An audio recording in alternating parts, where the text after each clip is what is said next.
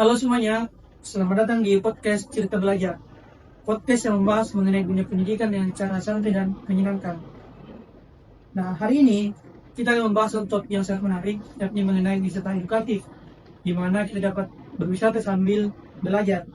Nah, hari ini saya tidak sendiri ya, saya ditemani dua narasumber spesial. Ada Nurbila, seorang praktisi wisata edukatif yang sudah berpengalaman di bidang wisata budaya dan sejarah. Nah, ada juga saudara Iksan, seorang guru IPS di salah satu SMP yang sering mengajak muridnya belajar di luar kelas. Halo Nurmila, halo Iksan. Halo semua. Nah, sebelum mulai, saya mau tanya dulu kepada kedua narasumber, kalau diminta menyebutkan satu kata tentang wisata edukatif, apa yang terlintas di pikiran Anda? Nurmila dulu. Kalau saya, kata yang cocok adalah nyata. Karena wisata edukatif yang bagus itu adalah memberikan pengalaman, bukan hanya sekedar teori. Kalau menurut saya memilih kita berkesan karena anak-anak biasanya memilih mengingat pengalaman yang mereka alami sendiri. Nah, menarik sekali. Jadi, wisata edukatif harus memberikan pengalaman yang nyata dan juga berkesan. Nah, maka dari itu kita akan bahas lebih lanjut di podcast ini. Nah, saudara Mila, banyak orang yang menganggap bahwa wisata edukatif ini sama halnya dengan studi tour. Apa kedua ini berbeda atau memiliki kesamaan? Sebenarnya berbeda. Studi tour itu lebih kegiatan pergi bersama sekolah ke suatu tempat, sedangkan wisata edukatif ini fokus pada tujuan belajarnya. Nah, dalam wisata edukatif harus ada tujuan belajar yang jelas. Peserta ikut aktif selama kegiatan dan ada hal yang dipelajari setelah selesai. Jadi, studi tour bisa menjadi wisata edukatif, tapi tidak semua studi tour pasti edukatif. Oh, jadi studi tour ini lebih ke tempatnya. Kalau wisata edukatif lebih ke kegiatannya. Betul sekali. Kalau kegiatannya tidak dirancang dengan baik, jadinya itu hanya jalan-jalan biasa. Tetapi kalau dirancang dengan baik, pengalaman itu bisa jadi pelajaran yang sangat berkesan. Baik, kalau menurut saya sendiri, saya pernah melihat perbedaan langsung. Ada kunjungan sekolah di mana anak-anak hanya mendengar penjelasan, foto, lalu pulang. Jadi beberapa hari kemudian mereka sudah lupa. Tapi ada juga kunjungan kampung batik di mana anak-anak mencoba membatik sendiri, berbicara langsung dengan pengrajin, dan beberapa sejarah batik. Setelah pulang, mereka kadang membahas di kelas. Wah, perbedaannya sangat besar ya. Ya, anak-anak lebih mudah belajar dan mereka ikut mencoba langsung, bukan hanya mendengar penjelasan. Betul, kalau peserta hanya melihat tanpa ikut terlibat, itu lebih seperti tontonan, bukan wisata edukatif. Nah, selanjutnya saya Mila, kalau ada sekolah atau komunitas yang ingin membuat kegiatan wisata edukatif, biasanya mulai dari mana? Hal pertama yang saya tanyakan adalah apa yang ingin dipelajari serta setelah kegiatan selesai. Misalnya, apa yang ingin mereka pahami atau keterampilan apa yang ingin mereka dapatkan. Dari sini, kita bisa menentukan kegiatan yang tepat.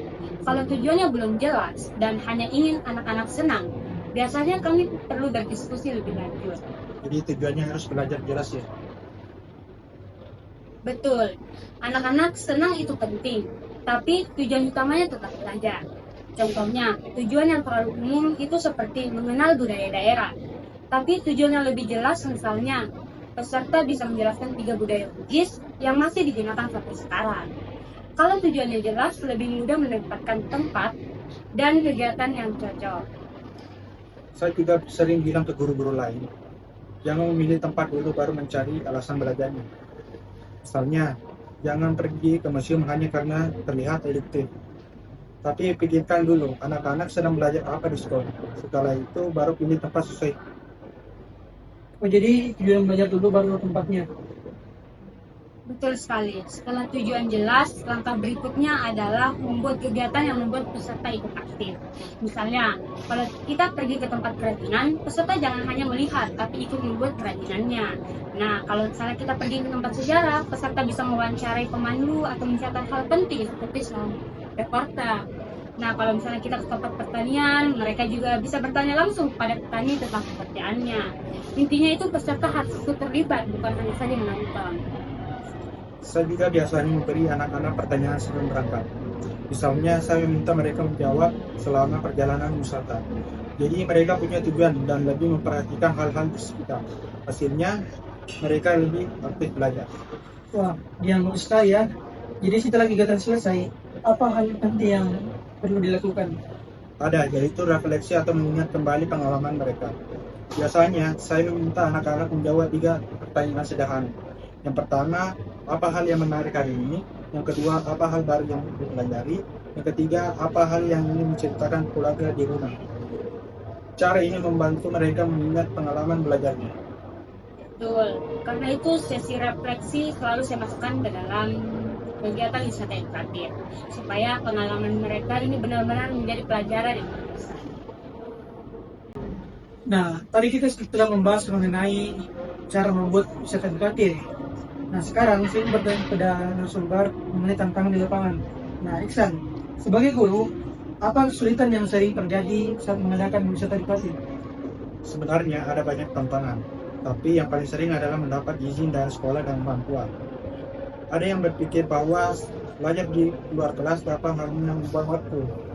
Karena itu, guru harus menjelaskan manfaat kegiatan tersebut dan hubungannya dengan pelajaran di sekolah.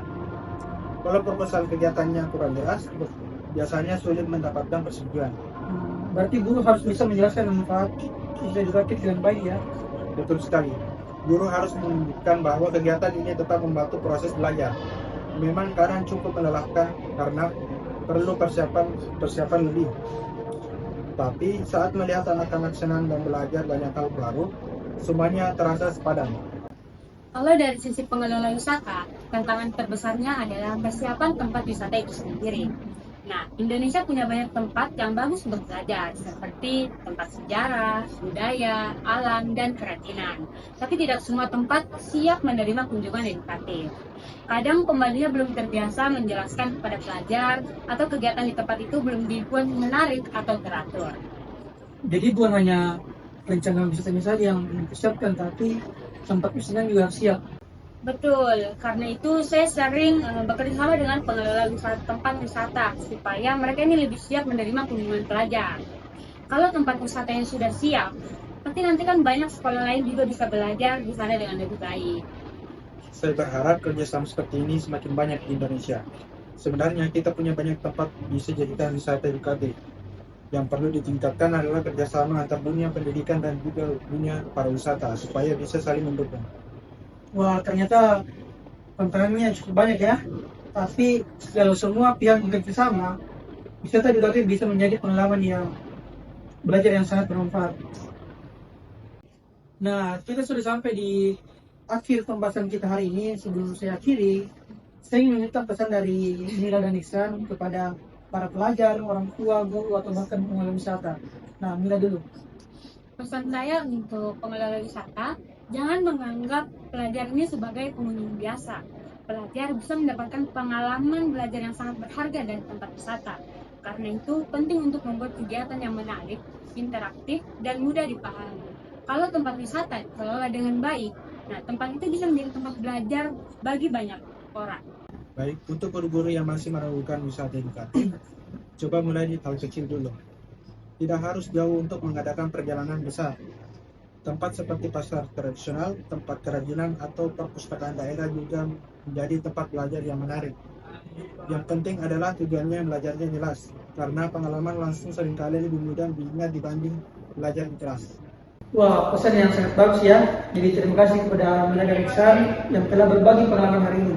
Saya juga belajar dari banyak hal tentang pembahasan kita hari ini mengenai wisata edukatif. Nah, untuk teman-teman yang mendengarkan, semoga pembahasan kita pada video kali ini bermanfaat. Nah, kalau di daerah kalian terdapat wisata edukatif, kalian boleh bagikan di kolom komentar. Saya Suryayat, selaku host pada hari ini, pamit undur diri. Sampai jumpa di episode selanjutnya. Dadah.